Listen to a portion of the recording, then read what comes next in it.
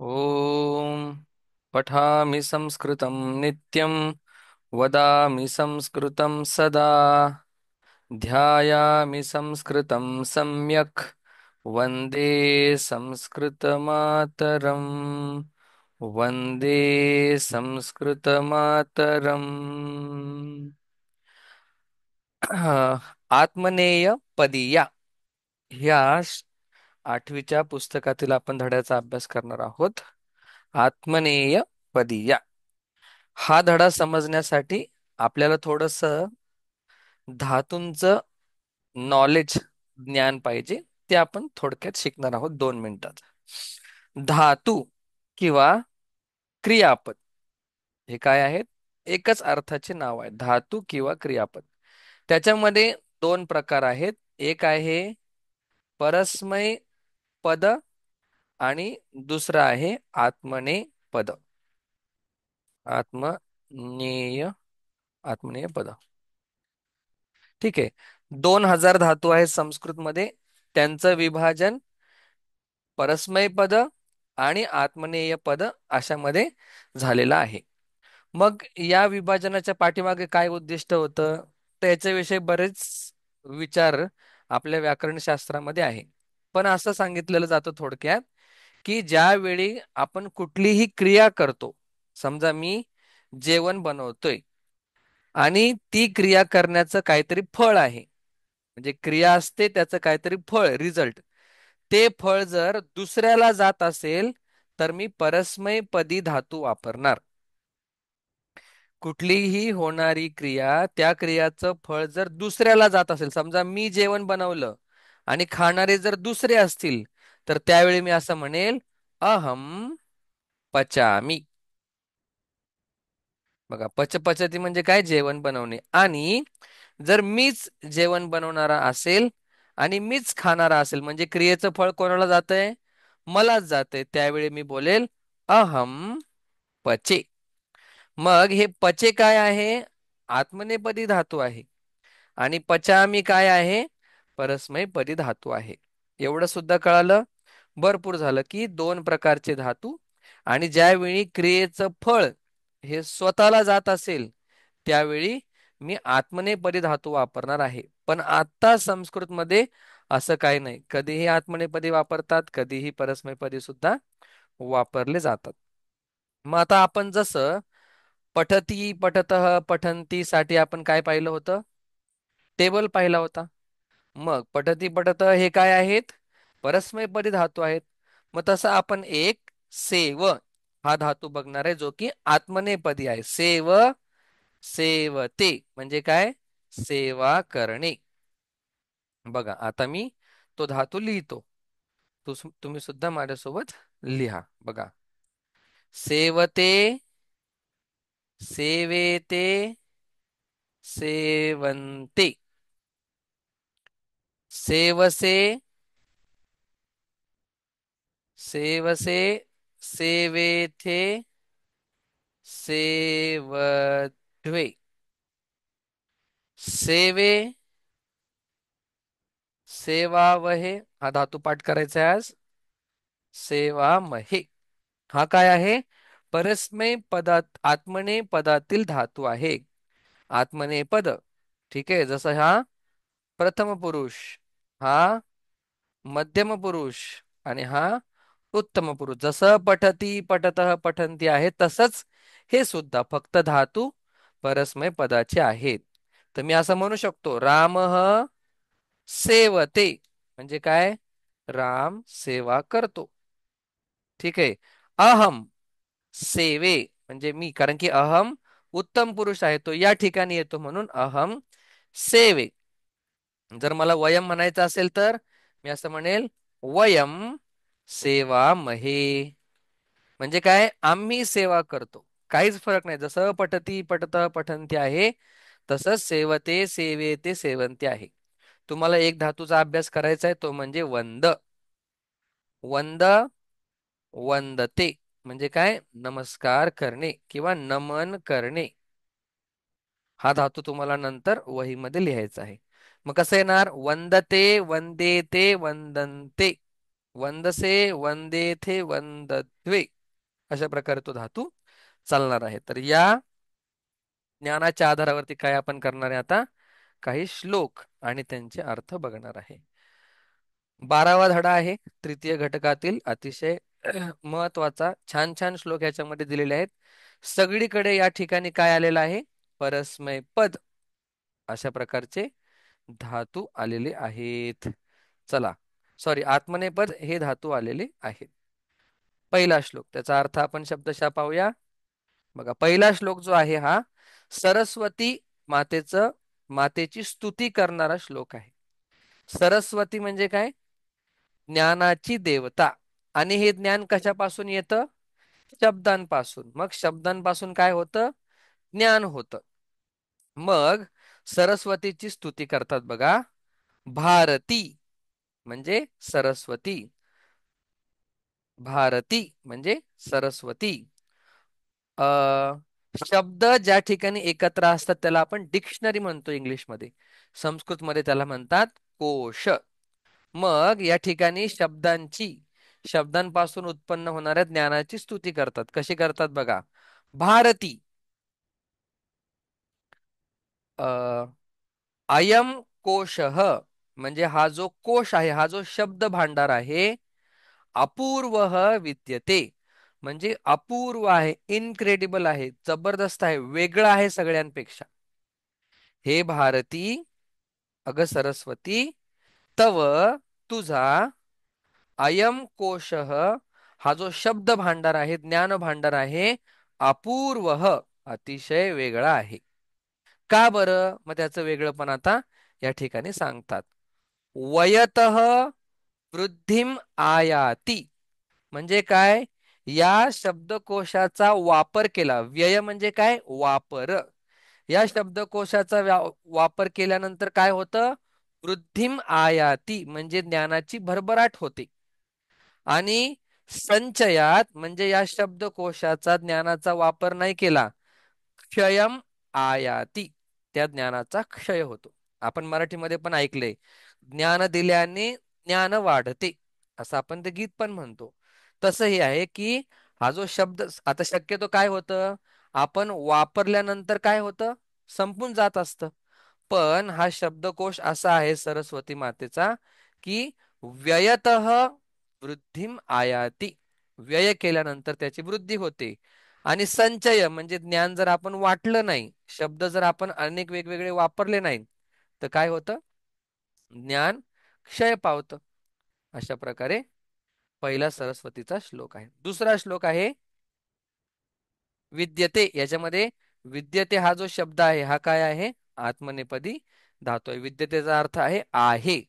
जसं अस्ति भवती, तसंच विद्यतेचा अर्थ काय आहे.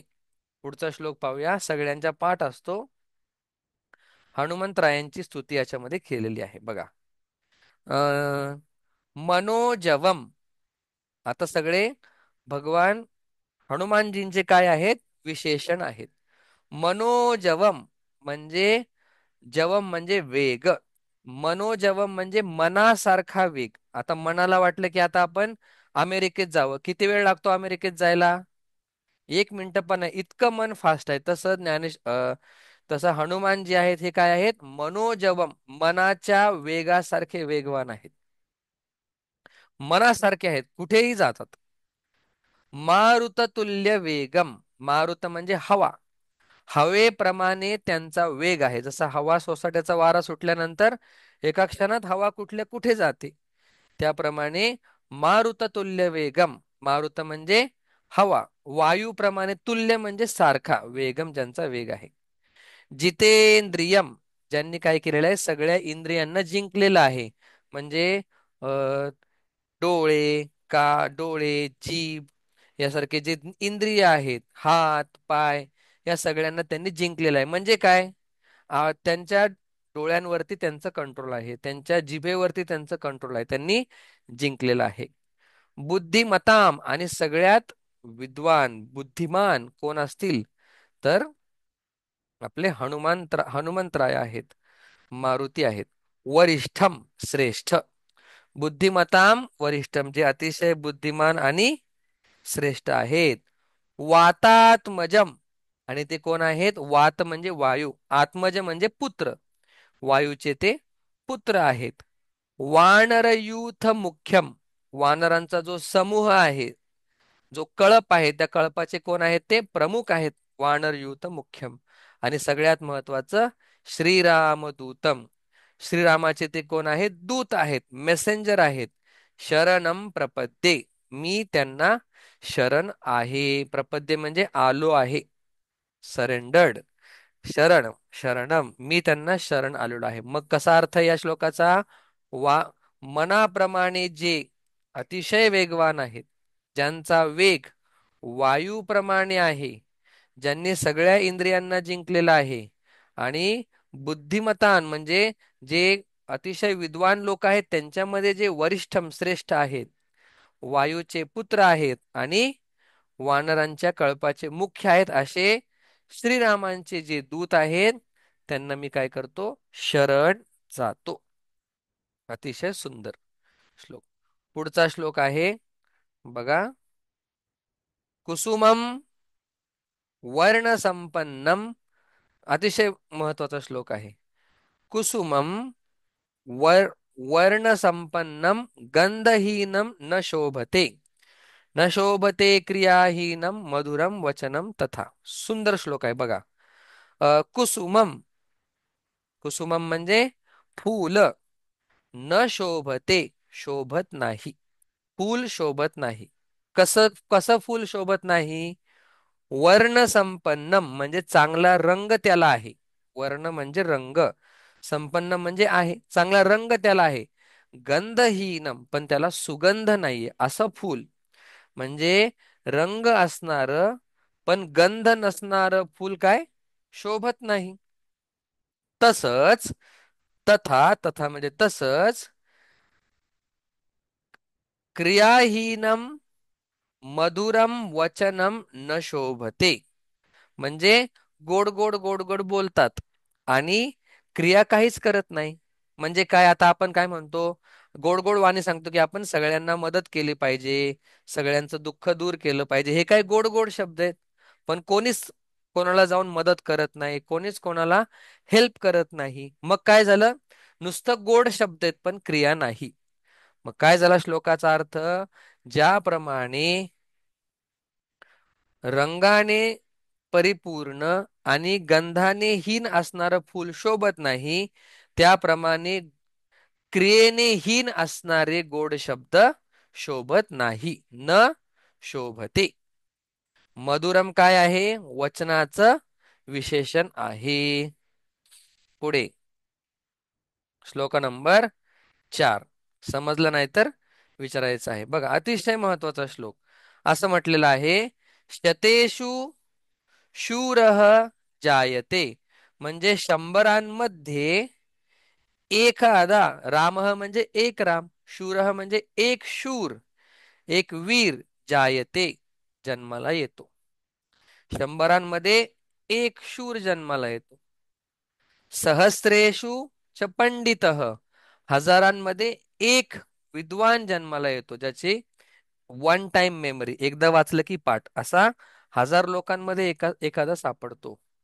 दस सहस्रेषु वक्ता, 10,000 लोकांमध्ये एखादा चांगला स्पीकर असतो, अतिशय चांगला वक्ता, ज्याचं भाषेवरती काय प्रभुत्व असतं, असा एखादा असतो. पण आपल्याला सुभाषितकार काय सांगतात, ज्यांनी हे श्लोक लिहिलेत?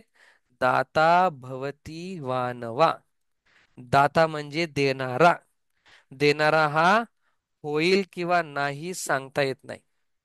शंभरांमध्ये एक शूर होतो, हजारांमध्ये एक पंडित होतो, 10,000मध्ये एक चांगला बोलणारा वक्ता निर्माण होतो, पण दाता देणारा होणं, निर्माण होणं, होईल का नाही सांगता येत नाही.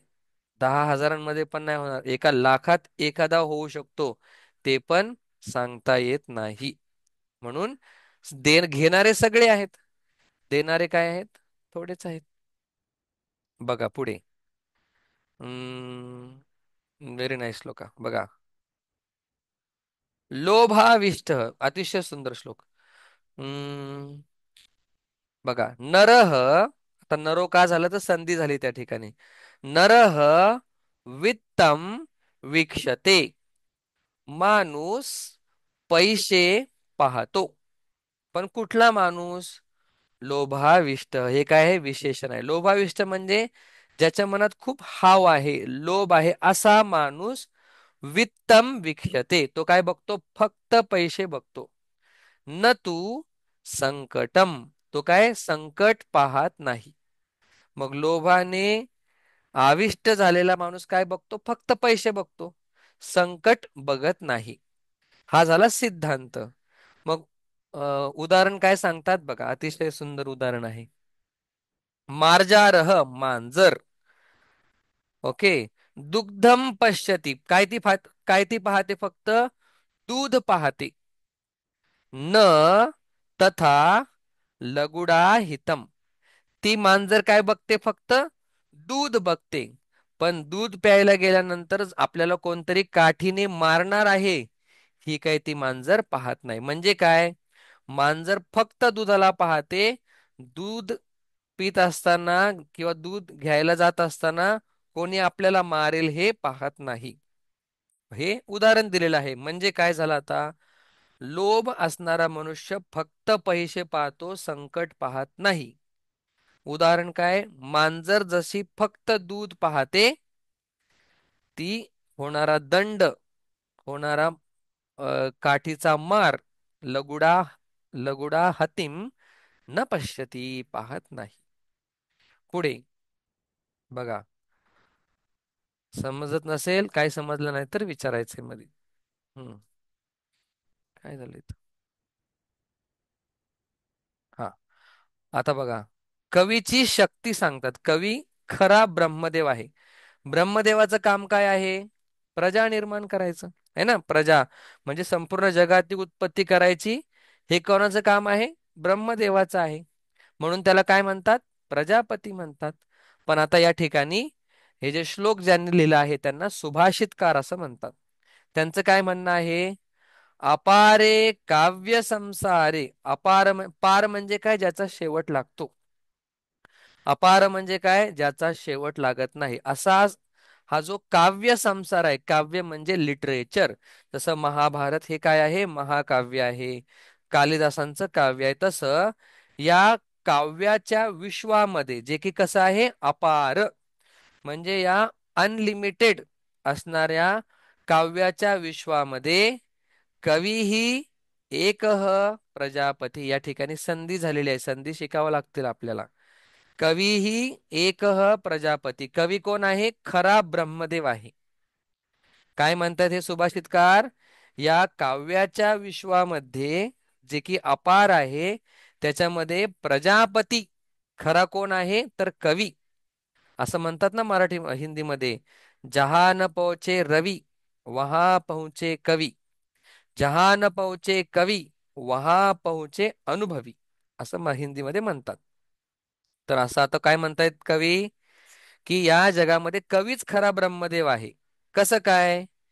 यथा, जसं, अस्मै रोचते, जसं त्याला आवडतं, तथा, तसं, वै, च, तसंच, विश्वम परिवर्तते, तसं तो विश्वाला बदलतो.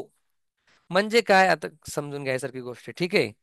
कवीला ब्रह्मदेव या ठिकाणी का म्हणतात? कारण की कवी काय करतो? साधारण असणाऱ्या गोष्टीला एकदम रंगून टाकतो आणि वेगळं विश्व निर्माण करतो. जसं एखादं झाड असेल आणि ते झाड सुकलेलं झाड आहे, पण कवीने काय केलं? ते झाड बघितलं आणि कवीला अनेक कल्पना सुचल्या आणि त्याने काय केलं? त्या सुकलेल्या झाडाला अतिशय बहारदार वर्णन करून रंगवलं. मग आता खरा ब्रह्मदेव कोण आहे? ब्रह्मदेवाने सुकलेलं झाड निर्माण केलं. पण या कवीने काय केलं? सुकलेल्या झाडापासून अतिशय दिव्य अशी काय केली? कविता निर्माण केली. मग खरा ब्रह्मदेव, काय म्हणणं या श्लोकामध्ये? खरा ब्रह्मदेव हा कवी आहे. त्याला जसं पाहिजे तसं तो काय करतो? विश्व निर्माण करतो. सोपं आहे. चला पुढे. आता श्लोक असं सांगतो बघा. या श्लोक समजण्यासाठी संधी आपल्याला माहिती पाहिजे. यह यह आपल्याला माहिती, यह म्हणजे जो, जो वनस्पतेः अपक्वानि फलानि प्रचिनोति. म्हणजे काय, जो झाडाचे, वनस्पते हे षष्ठी विभक्ती म्हणजे चे, जो झाडाचे अपक्वानी फलानी म्हणजे न पिकलेले फळ प्रचिनोती तोडतो. जो झाडाचे न पिकलेले फळ तोडतो, तेभ्यः त्याला रसम बीजम च अपि न विंदते. किंवा असं म्हणू शकतो आपण, जो झाडाचं फळ तोडतो, तेभ्यः त्याला रसम न विंद्यते, म्हणजे त्या फळापासून त्याला काही रस, ज्यूस मिळत नाही.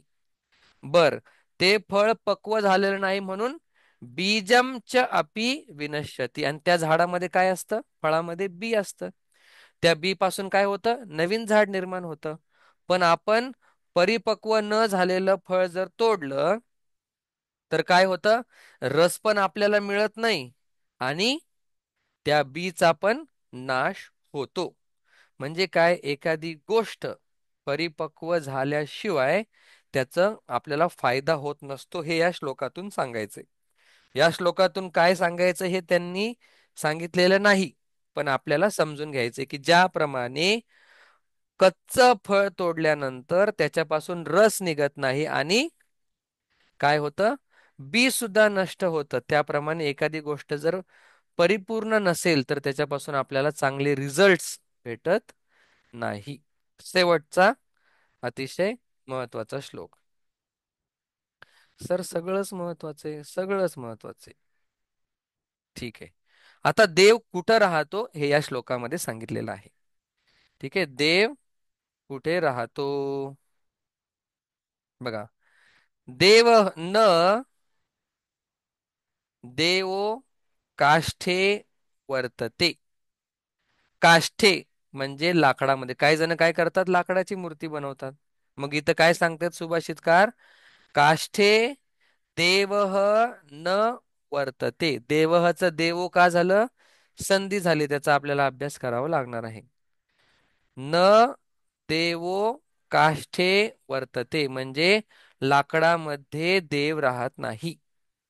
न पाषाणे, काही लोक काय करतात, दगडाची मूर्ती बनवतात. सुभाषितकार म्हणतात देव पाषाणे सप्तमी विभक्ती म्हणून पाषाणामध्ये राहत नाही. काही लोक मातीचा देव करतात. मृण्मये न देवः वर्तते, ते आपल्याला घ्यावं लागतं. मृण्मय म्हणजे मातीमध्ये देव राहत नाही. मग कुठे राहतो देव, देवः भावे ही विद्यते. देव मनुष्याच्या भावामध्ये राहतो. जर तुम्हाला वाटत असेल की या मूर्तीत माझा देव आहे, तर मूर्तीत देव नाही, तुमच्या भावामध्ये देव आहे. जसा भाव तसा देव, असं मराठीमध्ये म्हटलं जातं. तस्मात म्हणून, भाव ही कारणम म्हणून भावच श्रेष्ठ आहे. म्हणजे देव लाकडात आहे का, दगडात आहे का, मातीत आहे, याच्यापेक्षा तुमचा भाव कसा आहे हे इम्पॉर्टंट आहे या ठिकाणी सांगायचं. भावामध्येच देव आहे. तुमच्याकडे भाव असेल तर देवच देव आहे. आता पटापट क्वेश्चन आन्सर आपण पाहूया. ठीक आहे, बघा, लेस मोठं झालेलं आहे.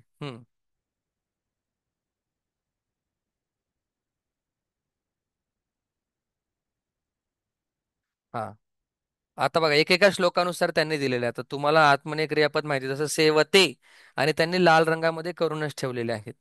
तर पहिल्या श्लोकामध्ये आत्मने पद क्रियापदम किम, पहिल्या श्लोकामध्ये आत्मने काय आहे, विद्यते आहे. बर, अधो दत्तानाम शब्दानाम कृते श्लोके आगतान, हा सरस्वतीसाठी कुठला शब्द आलेला आहे, हम्म, भारती. भारती. अद्वितीयसाठी कुठला आलेला आहे, अद्वितीय.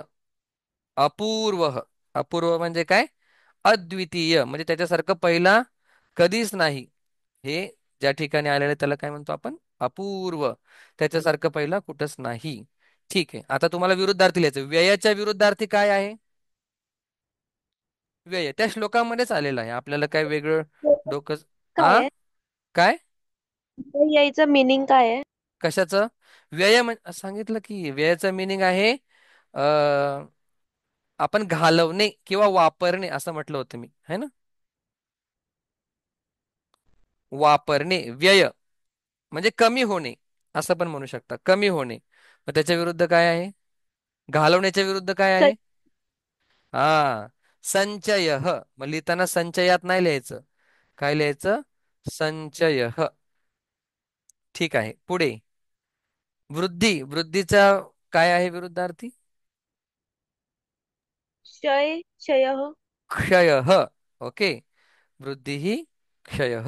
झाला पहिला श्लोक. इझी आहे. अरे बापरे, नॉट रिस्पॉन्डिंग काय ते?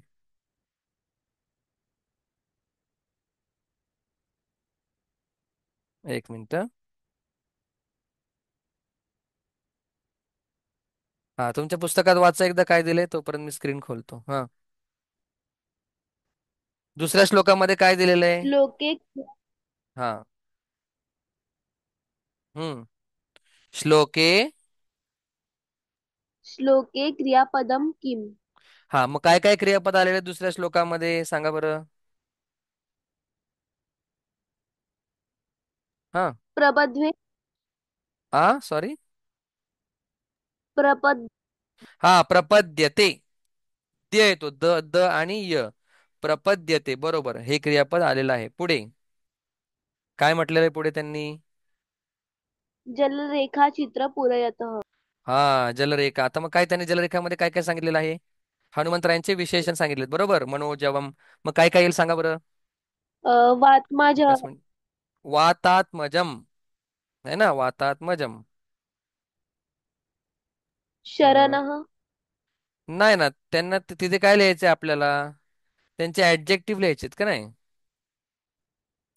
एक मिनिट, एक मिनिट. हा, श्रीरामदूत, त्यांचे काय काय ऍडजेक्टिव्ह आहेत त्याच्यामध्ये? ते आपल्याला लिहायचे आहेत. एक मिनिट, मी स्क्रीन खोलतो. हम्म, बघा. मग श्रीरामदूत कोण, काय काय ऍडजेक्टिव्ह त्यांचे? मनोजवम म्हणजे काय? ज्यांचा स्पीड कसा आहे? मनासारखा आहे.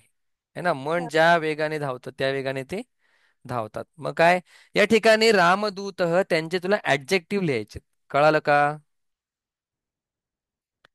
हो किंवा नाही? हो सर. हा, ऍडजेक्टिव्ह म्हणजे काय?